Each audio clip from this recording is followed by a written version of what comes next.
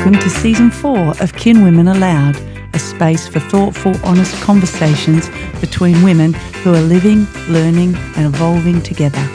In this season, we're exploring wisdom, not as something abstract or distant, but as an inner compass that shapes our values, our choices, and the way we move through the world, including how we relate to money and power. Join us around the table for conversations that really matter. You are our kin. Welcome to the latest edition of Kinwomen ALOUD, a podcast for women by women, and we talk about the things that matter. This time, I want to introduce you to our panellists by exploring something that drives and guides them in terms of their personal values. So we have Kelly Chisholm. Hello. The one and only Penny Webb. Hello. No Regrets. And Rose Parker. Hello. Always singing. Okay, girls. Tell me something that is making you smile. Tell me. I tell you, shall I go? I tell you, Yes. it's making me smile right now in my life, and that is my two grandchildren. Oh. I have 5 going 6-year-old Daisy and 7 Who going... I saw karaokeing on social media. I was like, She adorable. is the bomb. 7 going 8-year-old Oscar. And they just bring... and I call them the duo.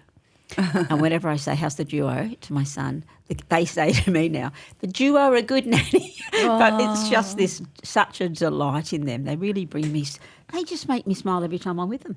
Oh, it makes me smile when I see you with them too. It's beautiful. I'm having my best life with the 2 little people. I love it. How about you, Rosie? Getting down to the ocean with my big crazy doggy. Simple things, fingers, toes in the sand, water on my body, watching him being, he demands my full attention. So it's a great present. He does, doesn't he? He comes right up. I mean, he's a big boy. He's hilarious and he's so fun and he makes me laugh. Love him. Penny, you've got a funny look on your face over there. I'm not sure I want to answer this. Oh. Because the 2 things come to mind. One is it didn't occur in 2025 because I was a nana before, just the end of the previous year, so 2024. But this year we've got to experience the little Peter, just delightful. Oh my goodness, just beautiful. I guess the other thing that makes me smile is having a good kiss with a good man. Fabulous. The simple things in life. It all starts with a good kiss. Okay. A good kiss with a good man. There we go. Do you know what? I celebrated 20 years this New Year's Eve with my husband, and because 20 years ago on New Year's Eve was our first kiss. I will never forget it. It was like a Hollywood kiss, like literally the fireworks went off.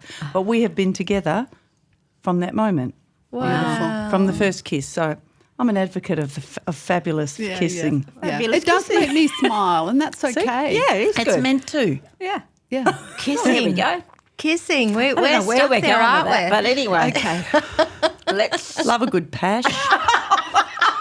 Didn't you have one on the dance floor? Yeah, recently with totally. your man? I was at the Bowie gig. Mark, our sound engineer, was playing there too. We have this great gig honouring David Bowie. I'm one of 44 musicians that put together this night. Wow. It is joyful and inclusive. It's an extravaganza, and I'm in the first set. So there's 4 bands, 44 musicians. We do about 50 songs. David Bowie, incredible.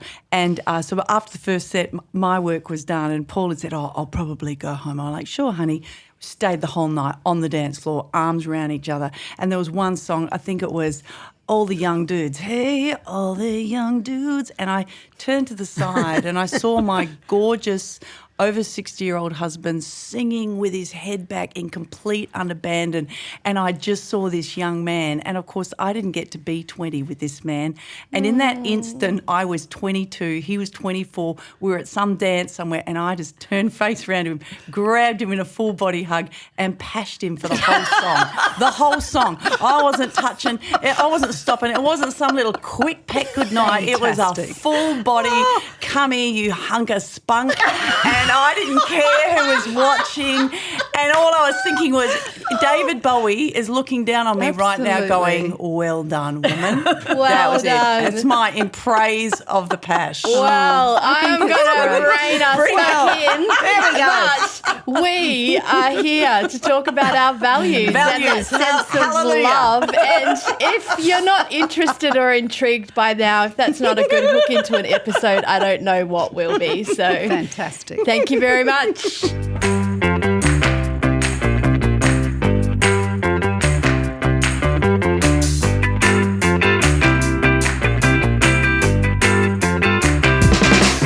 In a world that's constantly updating its software, trends shifting and opinions shouting, and our own inner lives evolving, how do we keep our values intact?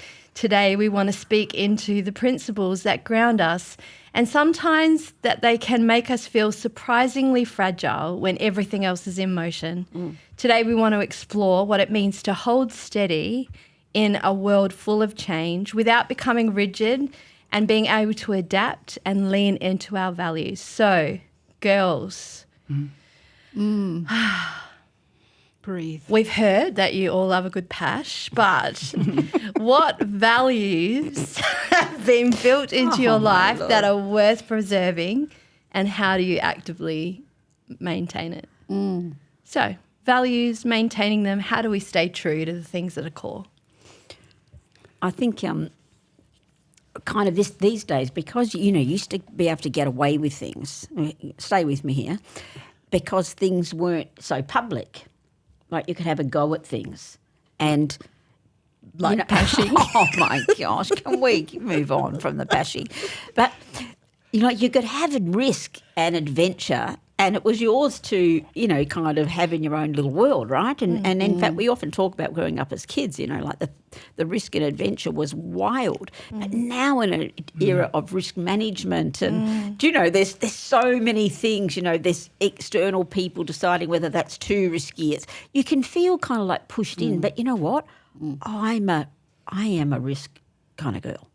In a risk-averse culture now. So what kind of risk? Because I kind of think about that. I'm like, people say well, to are you me- just flippant, or because you're not? No, you're not at flippant all. in any way. But say like travel. I was just going to say, I see you in Rwanda and you're like, and I'm like you travel on your own, don't you? I travel on my own. See, I travel, could never do that. I travel to the developing world. Yeah. I'm in my own, walking down roads that other people probably wouldn't, and I'm not flippant, so I'm not trying to say, oh yeah, but that's who I am. And I just can't be hemmed into something that, and I do agree with my place I work for, they do have a risk list that I do need to fulfil, you know what I mean? Is that the list you killed in that interview? In a previous episode, she was given a job interview list. She said, I'd kill that list. Please don't kill the risk list. I don't kill the just risk scan it, commit it to memory. And I do, and I do that. But you know what? I think the idea of keeping adventure, and for your kids too, in a world where everyone wants to suppress their sense of adventure, you've got to find a way to let your kids have some adventure and try some stuff. And I don't think we should be so risk adverse. Right? That would be one I think is really important. Builds independence in kids. It builds their sense of safety. It builds attachment. Like there's so many beautiful components of risk that we don't really. And it gives you a resilience because you've often worked things out. I remember thinking one time when I was about 14, my parents went away and I was home on my own because I was going to Albany to visit a friend. And I think about it now. I think I had a couple of days Which is like at home. a 5.5 hour drive Yeah, I was away. and I caught a plane. So I kind of got myself up and I got my little suitcase. How and old are you? 14. Went to the end of the road, caught a bus into town, caught a bus out to the airport, bought my ticket, flew. And I kind of think, I kind of had this whole adventure. Yeah. As this girl, and met people there. Hope they turned up, and I was thinking, what if they don't? Have a backup plan. But it was such an adventure. Wow. As a kid. We sent Max on a plane when he was 12, turning 13, and went to a conference. Best thing we ever did. Yeah. Just actually built independence. He had to be responsible for different things. There were people around. Think it through. Yeah, he was safe, but it was so good for him. It's great. How about you girls? What values have been built in your life that are worth preserving, and how do you maintain it? I've loved making a home because I didn't have a home. So making a home has been a physical, emotional, spiritual endeavour for me and continues to be. I love sourcing things from op shops, which I know all of us do, but it's about textures and colours and feeling and light, lamps, and just creating an environment where myself and anyone that comes in feels comfortable and safe and relaxed and welcome. So building that physical environment is a value of mine, but also I realise I build that value, I hope, with my presence. What I really value doing with people is listening. And that's underpinning in my profession as an OT, but also as a songwriter. I'm always listening and observing and then reflecting the conversations in a song. So, And you do that. wow. That's very... So that's Well, it's great. It's a great source of Really encouragement seen that you and do, felt. isn't it? Yeah, yeah. good. I love that. How about you, Pam? Well, I concur with home. We're actually quite similar. Where's and yours? we are both Parkers, so maybe Who there's something in knows? it. Yeah, sort of find But that out. home for me, so that environment, hospitality, creating a nice environment for people to feel relaxed is really important, but it's the why. So, I mean, when I separated, what was really important for me was to keep my family home, but why was for my family, that we could still gather, that we could still be together when circumstances changed. But my home is really important to me. It's just a nice, good, safe place. And maybe because some of that is because we moved so much growing up that I just had a few things I would take around. Maybe it just comes out of some of that as well. You love a bit of stability. I just love and a bit place. of stability. I don't mind going away, but I always love coming back to Can home. I just say though, Pen, your concept of home, and probably you too, Rosie, it's not just that physicality of one place, because I see it when you go camping. yeah. Does she You know, take like the you candles? she still will do things Same. like she's got Yep. lights and little blankets and rugs and tablecloths. You know what I Yeah. mean? Yeah, And I'm thinking totally. you actually go, it is a value. It's not just a place. It's that sense Well, of it's I want to environment. create an environment where people would want to be, Yes. where they want to come and where they want to stay. Yeah, That's what and you with do. and with Yeah. both of you as well, it's not about things. It's always about people. Yeah. Like it's about that sense of place. Yes, things help you create that sense of place. They don't have to be expensive things. I have a black Persian rug and an orange lamp that comes to almost every gig that I do. Is that right? Because once I put that down, my rug goes down, that's my space, my orange lamp, which is reflective of 70s and it throws a beautiful warm light. And there it is. I'm Oh, there. that I'm in is my lounge room. funny. I bring my lounge room with me. That is funny. It's giving me some agency over my environment and it sets a stage and a vibe that I want. I love it. And it helps your creative space. that's Yeah, and it probably Isn't it anchors, used probably as anchors part me of you? too, Pen, Yeah, you know. yeah. Yeah. That's Yeah. great. Wow. What would you do? What would you say? Yes? I think a value I've always held, and even from a really young age. It was funny this week. We are getting our house tiled, so we're having to really pull all the boxes out that we'd only just shifted in. But it just made me go back through boxes that I hadn't actually unpacked yet, and one was a massive box of journals, like the craziest amount. And it was really interesting because it goes right back to like 10, 11 journals from then. So What do you mean? From when you were 10 years Age old? 10. yeah, I've got 11. journals from Yeah. 10, if Oh not my 9, goodness. 8. Yeah. With a little lock and key. Yeah. Yeah. Oh, Yeah. I've got one of those. Yeah. Anyway, Very so cute. my value is words, like that Oh, sense of yeah. encouragement and story and yeah. And that is your life work too, Yeah, reflected in that. Cool. Wow. Yeah, so that would be mine. So what are some other values, girls, like quality, kindness, creativity? I think What are some of the possibility values? thinking, always having a go. Accepting all people, Yeah. no matter what Welcoming. their status in life, no matter where they sit in community. My mum, that was something we saw mentored in our home. I think the other Beautifully. family, in crises, we come together, we don't turn on each other, even if the other person is the source of some of that angst. Do you know, like that's what I always say to my Well, boys. that's the loyalty thing. When they sang, one of us may be the source of the angst, that's causing this distress, but we don't turn. Mm-hmm. We turn towards each other. It's great. And I kind of have felt that was a really important one we always talked about. That's a great one for families. There'll be people listening right now going, wow, we don't do that. Yeah. Because that's not always easy. No. No. That is not easy. No. That is a hard path sometimes. So I'm thinking about values. Have there been a time in your life where your values have slipped? Where you've gone, oh, you know what?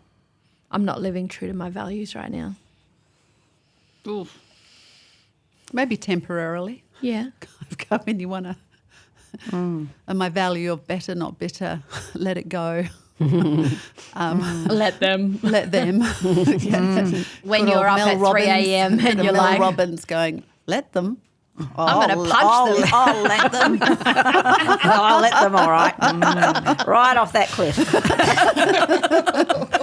So temporarily when, you know what, and I actually saw just this week someone who on a social media post said, vengeance, I love it.